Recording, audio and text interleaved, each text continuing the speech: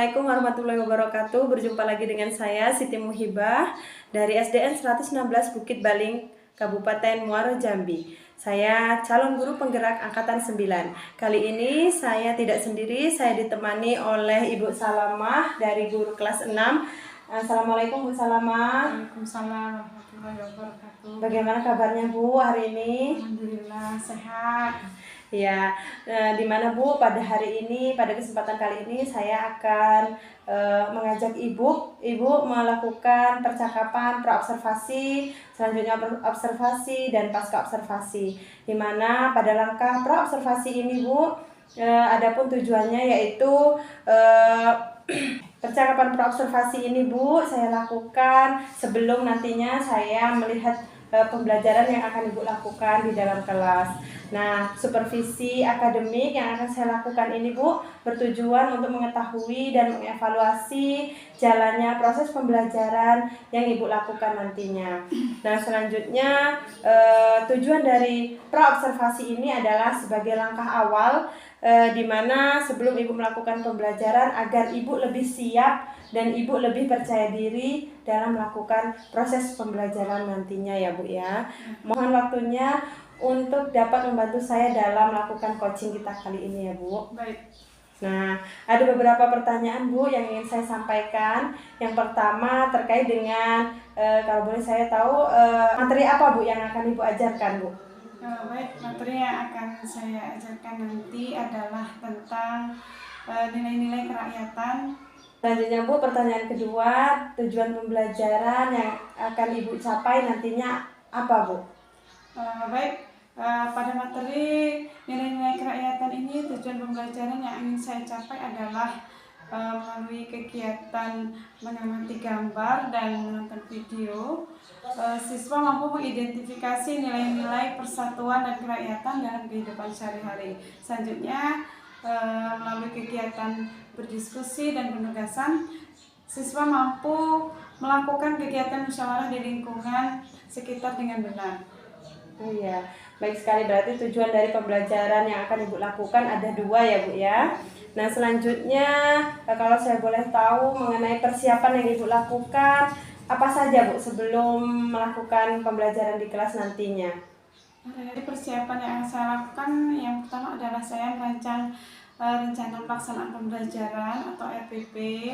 Kemudian saya akan menyiapkan apa saja yang akan saya lakukan di dalam kelas terkait dengan pendekatan, model, kemudian metode dan media pembelajaran yang akan saya lakukan nanti pada saat pelaksanaan pembelajaran di dalam kelas. Oh iya, sangat baik sekali ya Bu, sudah banyak sekali persiapan yang Ibu lakukan dalam hal ini ketika akan mengajar di dalam kelas. Selanjutnya Bu, untuk pertanyaan yang selanjutnya adalah mengenai area pengembangan. Area pengembangan yang ingin Ibu capai apa saja Bu? Jadi dalam pembelajaran nanti yang ingin saya capai area pengembangannya ada dua di sini, yaitu area pengembangan dari segi pengetahuan dan area pengembangan dari segi keterampilan. Di mana pada area pengetahuan siswa mampu mengidentifikasi nilai-nilai kerakyatan dalam kehidupan sehari-hari siswa. Kemudian pada area keterampilan, siswa mampu melakukan kegiatan musyawarah di lingkungan sekitar dengan benar. Seperti itu Bu. Baik sekali, ternyata ada dua area pengembangan ya Bu, di mana area pengetahuan dan keterampilan. Nah selanjutnya Bu, bagaimana rancangan pembelajaran yang ingin Ibu lakukan di dalam kelas Bu? Misalnya terkait dengan strategi pembelajaran yang akan Ibu lakukan nantinya. Oke, jadi untuk pembelajaran di kelas nanti, untuk strategi yang saya gunakan itu adalah saya akan menggunakan strategi pembelajaran yang berdiferensiasi. Yang berdiferensiasi yaitu berdasarkan kesiapan belajar siswa yang diintegrasikan dengan pembelajaran sosial emosional siswa. Kemudian saya akan membagi kelompok sesuai dengan kemampuan, keaktifan siswa, dan keterampilan siswa. Seperti itu Bu. Oh iya, berarti strategi yang akan Ibu lakukan di dalam kelas nantinya dengan melakukan pembelajaran berdiferensiasi dengan mengintegrasikan pembelajaran sosial emosional ya Bu. Nah, untuk selanjutnya model pembelajaran yang akan Ibu lakukan nantinya apa, Bu? Saya menggunakan model PBL ya, program based learning. Kemudian saya menggunakan pendekatan saintifik. Di sini saya akan ajak siswa untuk mengamati, menanya, dan mengumpulkan informasi.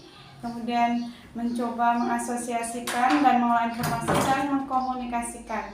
Selanjutnya metode yang saya gunakan nantinya itu menggunakan metode diskusi kelompok, di mana siswa saya akan bagi ke dalam beberapa kelompok. Kemudian saya akan melakukan tanya jawab dan penugasan, serta yang di awal saya akan melakukan ceramah terlebih dahulu kepada siswa saya. Oh iya, sangat lengkap sekali ya Bu, di mana model pembelajaran yang Ibu lakukan nantinya dengan model PBL, kemudian metode yang digunakan adalah diskusi kelompok, serta pada awalnya dengan metode ceramah dulu ya Bu, untuk lebih supaya anak lebih memahami tentang pembelajaran yang akan dilakukan. Selanjutnya Bu, kapan Ibu akan melaksanakan pembelajaran di kelas Bu, dan pada jam keberapa Bu? Insya Allah saya akan melaksanakannya besok ya, hari Selasa tanggal 5 Desember 2023 pada jam kedua, itu tema 7, kepemimpinan, materi, nilai-nilai kerakyatan. Oh ya, selanjutnya Bu, semoga melalui percakapan praobservasi ini Ibu lebih dapat siap melakukan pembelajaran dan Ibu lebih percaya diri lagi ya Bu ya. Ya. Nah selanjutnya Bu, apa Bu yang Ibu dapatkan dari percakapan kita hari ini? Baik, yang saya dapatkan dari percakapan praobservasi ini, saya mendapat gambaran Bu, media apa, metode apa, kemudian strategi dan pendekatan apa yang akan saya gunakan pada pembelajaran nantinya, sehingga saya bisa mempersiapkan diri semaksimal mungkin untuk saya bisa melakukan pembelajaran dengan maksimal. Oh ya, terima kasih ya Bu atas waktunya, sudah menyempatkan waktunya untuk dapat berbincang dengan saya. Demikian Bu percakapan praobservasi kita kali ini. Sampai jumpa kembali besok, di mana saya akan melakukan observasi di kelas bersama dengan Ibu. Terima kasih Bu atas waktunya. Saya akhiri percakapan kita hari ini. Wassalamualaikum warahmatullahi wabarakatuh. Waalaikumsalam warahmatullahi wabarakatuh. Assalamualaikum warahmatullahi wabarakatuh. Waalaikumsalam warahmatullahi wabarakatuh. Apa kabar Bapak Ibu? Baik, Bu. Ibu tunjuk kelas untuk memimpin doa terlebih dahulu. Semuanya doa mulai. Yes. Bismillahirrahmanirrahim.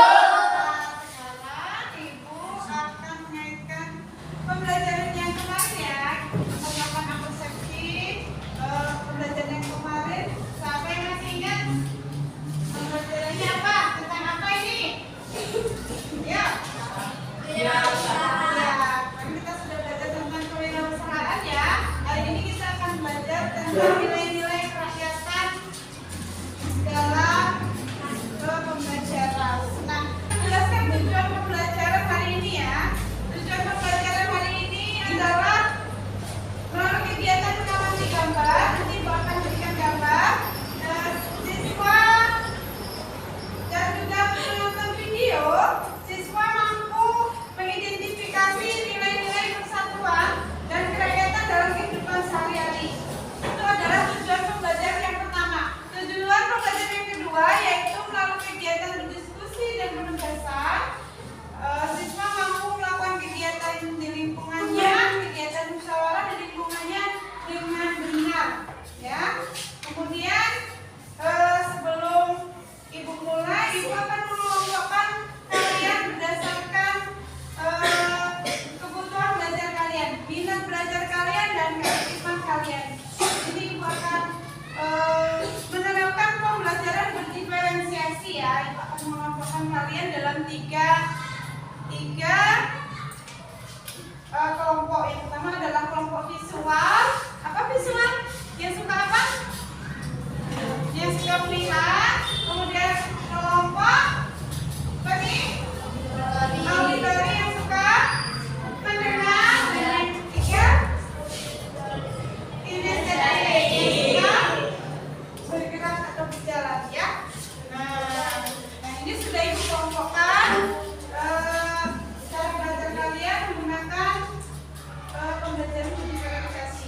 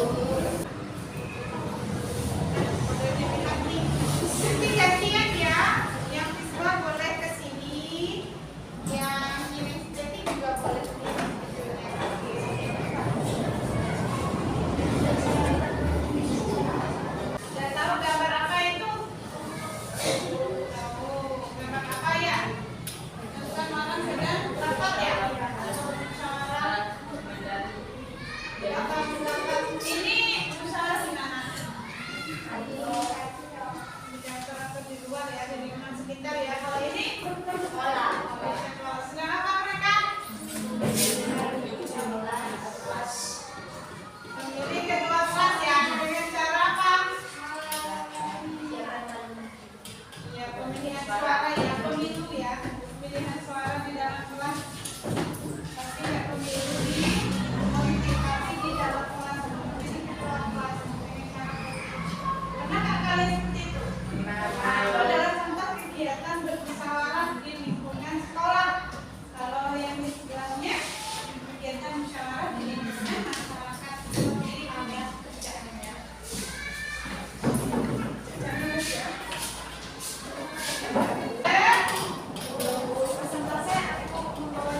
Sudah Ibu ajarkan cara mengerjakan LKPD-nya. Sudah paham? Sudah siap? Dalam kelompoknya sudah siap? Sudah?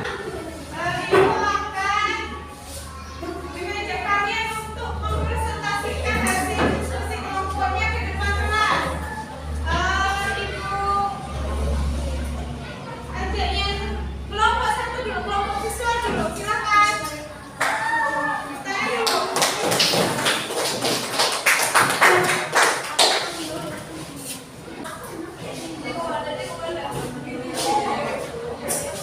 Assalamualaikum warahmatullahi wabarakatuh. Waalaikumsalam warahmatullahi wabarakatuh. Kami dari kelompok visual ingin mempresentasikan hasil kerjasama kami. Tiga kelompok kami menunggu kegiatan apa yang disebutkan pada gambar di atas. Mereka sedang berbicara atau rapat penting.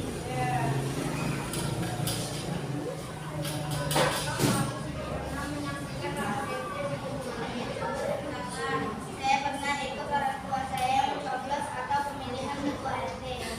Apa yang harus dilakukan oleh seorang ibu? Pemimpin harus memilih atau menentukan orang dalam musyawarah. Ya. Apa yang harus dimiliki oleh orang pemimpin? Pemimpin harus berani dalam memilih dan menentukan orang dalam musyawarah. Apakah kamu ingin menjadi pemimpin? Coba ceritakan. Ya, saya ingin menjadi presiden. Teman kita ini ingin jadi seorang pemimpin. Jadi apa nak? Presiden. Jadi presiden.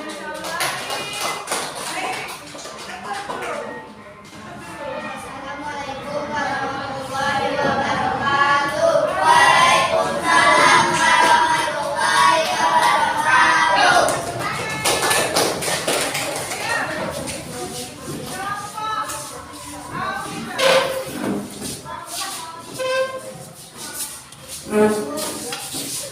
Assalamualaikum warahmatullahi wabarakatuh. Waalaikumsalam warahmatullahi wabarakatuh.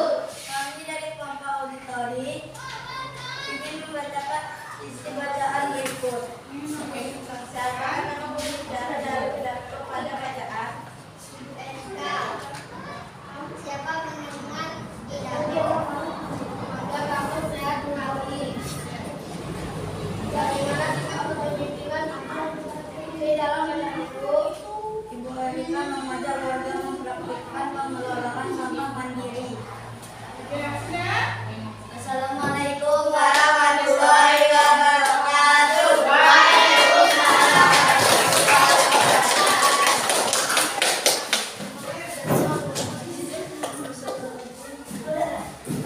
Assalamualaikum warahmatullahi wabarakatuh. Waalaikumsalam warahmatullahi wabarakatuh. Kami dari kelompok estetik akan mempresentasikan hasil diskusi kami. Apa dulu ini nak? Ini? Ya, terus satunya apa ya? Nilai-nilai yang terkandung dalam sila keempat Pancasila. 1. Musyawarah dalam mengambil keputusan. 2. Atas keluarga atau sebagai dasar pelaksanaan musyawarah untuk mengemukakan.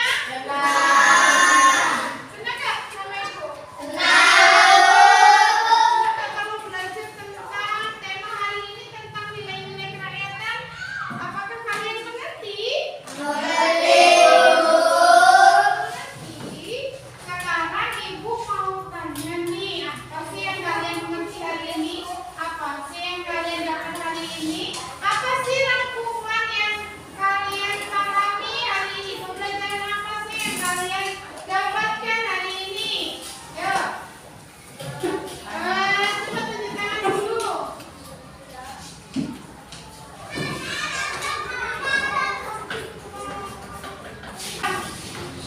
Nilai-nilai yang terkandung dalam sila keempat Pancasila.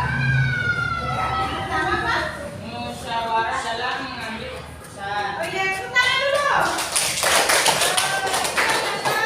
Hal yang pertama ya, kesimpulan hari ini adalah nilai-nilai yang terkandung dalam sila keempat Pancasila itu kata Nurul yang pertama adalah musyawarah dalam mengambil keputusan.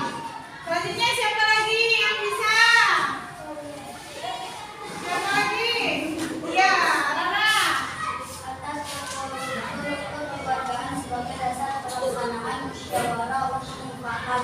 Ya, tepuk tangan dulu. Jadi, dalam bermusyawarah kita menggunakan asas, yaitu asas kekeluargaan sebagai dasar pelaksanaan musyawarah untuk mufakat. Ya, jadi dalam musyawarah kita tidak sendiri, kita bersama dengan orang lain dalam mencari kata mufakat. Ya. Selanjutnya yang ketiga, ada yang tahu? Keutamaan kepentingan bersama di atas kepentingan pribadi atau goal. Atau golongan? Ya, tepuk tangan dulu. Dalam bermusyawarah kita harus mengutamakan kepentingan bersama di atas kepentingan pribadi atau golongan. Jadi dalam musyawarah tidak boleh memikirkan diri sendiri, tetapi melainkan memikirkan juga kepentingan orang banyak ya. Itu yang ketiga. Selanjutnya, apalagi nilai-nilai yang harus ada dalam musyawarah? Apalagi yang keempat, ada yang tahu? Ya, ayo. Hak, kewajiban, kedudukan yang sama sebagai WNI. Berarti apa? Warga negara Indonesia. Persamaan hak, kemudian kewajiban, kemudian kedudukan dalam bermusyawarah sebagai warga negara Indonesia atau WNI. Ya, jadi itu adalah nilai-nilai yang terkandung dalam musyawarah. Ya, ada berapa Manda? Ayo Manda, ada berapa Manda? Manda, ada 4. Pinter Manda loh. Ada 4. Yang pertama ibu ulang lagi ya. Ibu sudah ajak kalian untuk merefleksikan pembelajaran hari ini bersama-sama. Selanjutnya ibu juga akan memberikan penguatan materi pembelajaran hari ini ya. Jadi nilai-nilai yang terkandung dalam sila keempat musyawarah, sila keempat Pancasila itu yang pertama adalah musyawarah dalam mengambil keputusan. Yang kedua adalah dalam mengambil keputusan kita harus menggunakan asas kekeluargaan. Yang ketiga adalah apa? Mengutamakan kepentingan bersama di atas kepentingan pribadi. Dan yang terakhir adalah kesamaan hak, kewajiban, kedudukan sebagai warga negara Indonesia. Paham? Paham. Baik, demikian pembelajaran hari ini. Tutup dengan nilai topik hidayah. Wassalamualaikum warahmatullahi wabarakatuh. Waalaikumsalam.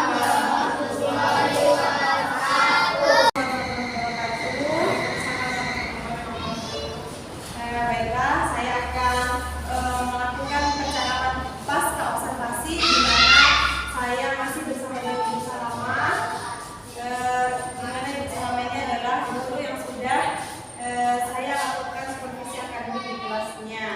Begitu pula dengan sebelumnya, yaitu ada percakapan pra-observasi. Benar ya Bu? Nah Bu, dari percakapan pasca observasi ini Bu, saya akan memberikan beberapa pertanyaan terkait dengan jalannya observasi kelas yang sudah Ibu lakukan ya Bu bersama saya, dengan tujuan untuk mengevaluasi sejauh mana proses pembelajaran yang sudah Ibu lakukan. Nah, Bu, ada beberapa pertanyaan. Yang pertama Bu, jalannya kegiatan observasi kelas yang sudah saya lakukan.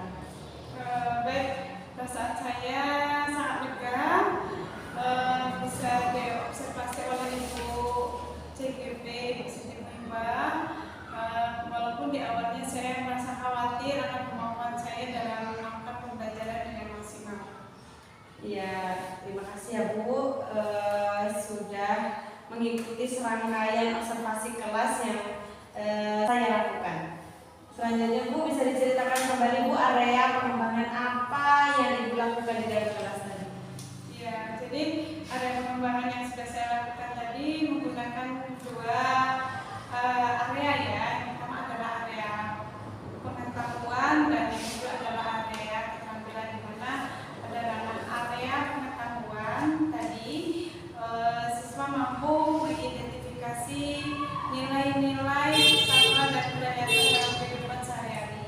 Selanjutnya dalam area keterampilan itu siswa mampu melakukan kegiatan musyawarah di lingkungan sekitar itu dengan benar. Itu yang sudah saya lakukan. Oh iya, baik sekali ya Bu, berarti area pengembangan yang sudah dilakukan ada dua, yaitu pengetahuan dan keterampilan. Nah Bu, berdasarkan area pengembangan yang sudah Ibu lakukan, sejauh mana Bu keberhasilan dalam pembelajaran yang Ibu lakukan? Kira-kira ada nggak Bu dalam aspek kegiatan pendahuluan, inti, atau penutup, ada nggak Bu yang belum dilakukan atau belum sesuai? Baik, mungkin saya sudah melakukan pembelajaran dengan baik, namun mungkin masih ada kekurangan di sana sini. Ini tidak luput dari kesalahan saya mungkin dalam pembelajaran di kelas. Dalam kegiatan inti saya belum maksimal dalam membimbing siswa dalam proses belajarnya, baik itu cara belajar siswa yang auditori, visual maupun kinestetik. Itu saya belum maksimal dalam hal itu. Oh iya. Selanjutnya Bu, terkait dengan hal yang ada yang belum dilakukan ya Bu. Nah selanjutnya ada nggak Bu kendala yang Ibu hadapi di dalam melakukan pembelajaran di dalam kelas? Iya, itu tadi kendalanya atau kekurangannya masih ada ya Bu ya. Dalam saya membagi kelompok saat pembelajaran berdiferensiasi, saya sudah membagi kelompok dalam 3 kelompok, yaitu visual, auditori dan kinestetik. Ternyata masih ada siswa yang belum aktif atau kurang aktif dalam kegiatan belajar kelompoknya. Di sini mungkin ada beberapa siswa yang tidak aktif dalam pembelajaran. Oh iya. Berarti kendala yang sedang Ibu hadapi adalah ada beberapa siswa yang kurang aktif ya Bu ya dalam kegiatan diskusi dan belajar di kelasnya.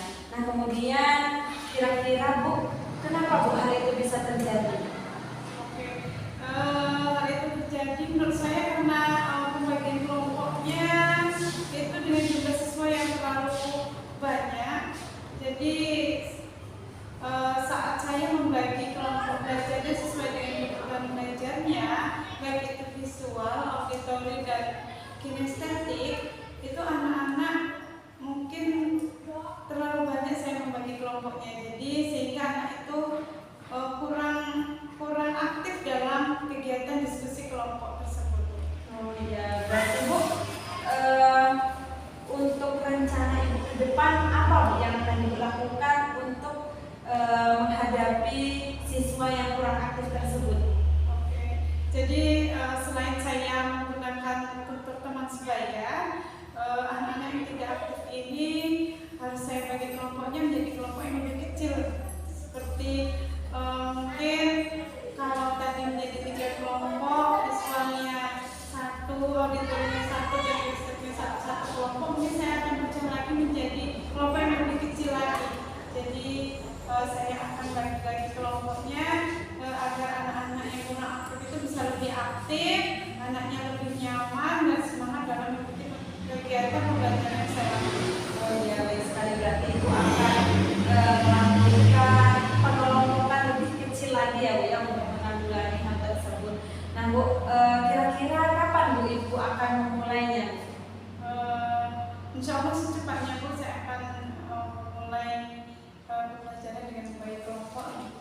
Oh iya, mudah-mudahan berhasil ya Bu dengan rencana yang sudah Ibu susun. Kemudian akan dilaksanakan dalam belajar di kelas. Mudah-mudahan tidak ada lagi permasalahan siswa yang kurang aktif ya Bu ya. Nah, terima kasih Bu atas jawaban-jawaban dari pertanyaan yang sudah saya berikan. Terima kasih atas waktunya. Terima kasih banyak sudah ikut berpartisipasi membantu dalam penyelesaian tugas saya, dan akhirnya rangkaian kegiatan supervisi akademik sudah selesai, mulai dari praobservasi, observasi, dan pasca observasi. Terima kasih sekali lagi Bu, dan saya akhiri. Wassalamualaikum warahmatullahi wabarakatuh.